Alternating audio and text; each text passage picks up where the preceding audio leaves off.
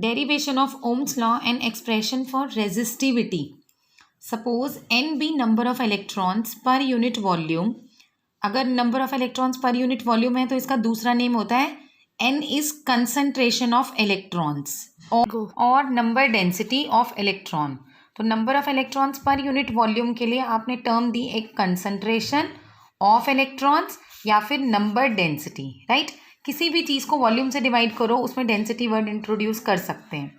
L length of conductor है, ए area of conductor है, तो वॉल्यूम क्या होएगा? Area into length.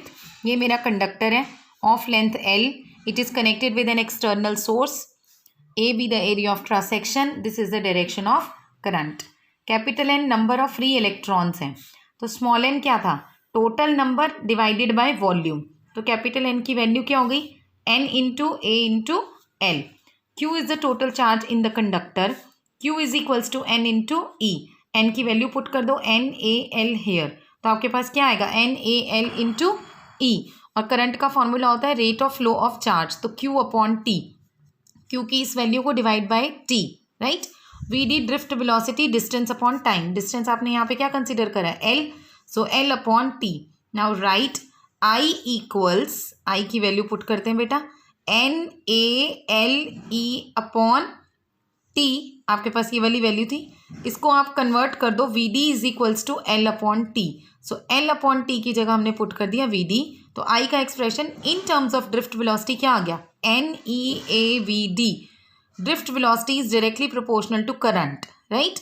I upon A, I को एरिया से डिवाइड कर दिया. It is equal to n e v d. और जबकि वी का एक्सप्रेशन हमने कल निकाला था in terms of relaxation time, e upon m into tau. तो it is equal to n e v d की वैल्यू सब्सटीट्यूट कर दी, n e square e by m into tau. और ई की क्या वैल्यू है? V by l, potential divided by distance. So आपने इसकी जगह पुट कर दिया वी बाय एल. सारी टर्म सब्सटीट्यूट करने के बाद you will get I by A equals to n e square tau v upon m into l, right? अब v अपॉन आई वाली टर्म को अलग कर दो, बाकी चीज़ें एक तरफ ले जाओ. ये i इधर आ गया, एम एल इधर, एन ई स्क्वेयर टाउ एक तरफ. ये चीज़ आपके पास आ गई. Let this be a constant which is called as rho. m constant है, n कांस्टेंट है, e कांस्टेंट है, टाउ कांस्टेंट है. इतनी पूरी चीज़ को आपने कह दिया रो. तो आपके पास क्या एक्सप्रेशन बनेगा? v by I equals to rho L upon A, right? So where rho is equal to m upon n e square into tau. V by I is equals to R is equal to rho L upon A. तो V by I is equal to R which is called as Ohm's law. करना क्या था? Ohm's law derive करना था. तो Ohm's law का expression क्या होता है? V is equals to I R. Next, internal resistance of a cell. किसी भी चीज़ का इंटरनल रेजिस्टेंस हम स्मॉल आर से रिप्रेजेंट करते हैं. Capital R is for external resistance and small R is for internal resistance. It is defined as the resistance which obstructs the flow of ions through the electrolyte and it depends upon concentration and nature of the electrolyte, area and nature of the electrode. Learn करना है. बहुत बारी paper में internal resistance किन factors पे depend करता है, ये दो चीज़ें पूछी जाती हैं इन 1 mark question. Now this is an important relation. 2019 के बोर्ड के पेपर का क्वेश्चन है, 3 मार्क्स में आया था. Relation between E V and R. V is called as terminal potential difference. E is called E M F, electromotive force. इन दोनों में डिफरेंस क्या है? Electromotive force is that amount of potential when no current is drawn from the battery. If some current is drawn from the battery then it is called as terminal potential difference. यानी अगर हमारे पास circuit open है, की open है, then जो battery लगी है उसके ईएमएफ के लिए वर्ड यूज़ करोगे आप ई. और अगर आपने सर्किट को कनेक्ट कर दिया तो जो ईएमएफ या पोटेंशियल के लिए यूज़ करोगे that is called as terminal potential difference. So E V और आर में हमने रिलेशन निकालना है. जो पोटेंशियल डिफरेंस होता है, मेरे पास कोई भी सर्किट डायग्राम है, उसके 2 पॉइंट्स या 2 टर्मिनल्स को आप T1 और T2 कह लो, उन दोनों के बीच का डिफरेंस हो गया. या फिर अगर आपने कोई पॉइंट ए बी लेट करें तो V A minus V B. So we can write it like this और लाइक दिस. और V A minus V B Ohm's law से आई आर होना चाहिए. और आई का फॉर्मूला आपको पता है, जितना total EMF divided by total resistance. इस सर्किट डायग्राम को देखें तो EMF is E, total resistance series combination है तो आई आर प्लस आर। इसको इधर शिफ्ट करो, ई की वैल्यू क्या आई आर प्लस आर। आपके पास एक्सप्रेशन क्या आया, E is equal to I capital R plus I into small R. I into capital R को आप लिखोगे वी को एक साइड शिफ्ट करो तो v is equals to E minus I into small R. और ई वी के कब इक्वल होएगा, जब आई जीरो है। यही डेफिनेशन बताई थी, when no current is drawn from the battery then its potential is said to be EMF, when some current is drawn from it then it is called as V.